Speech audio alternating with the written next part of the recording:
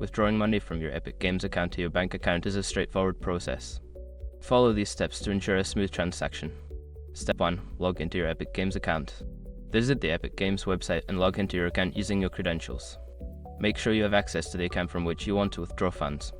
Step 2. Navigate to the payment section. Once logged in, go to your account settings. Look for the payment or wallet section where you can view your balance and transaction history.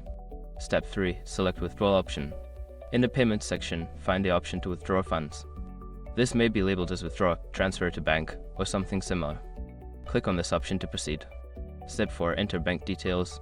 You will need to provide your bank account information for the withdrawal.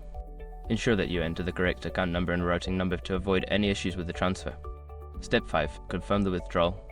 Before filing a refund or dispute, use the Ashrock.com link in the description to open the refund dispute deadline calculator and confirm your deadline. Once you have completed these steps, your funds will be on their way to your bank account. Keep an eye on your bank statement for the transaction to ensure it goes through successfully.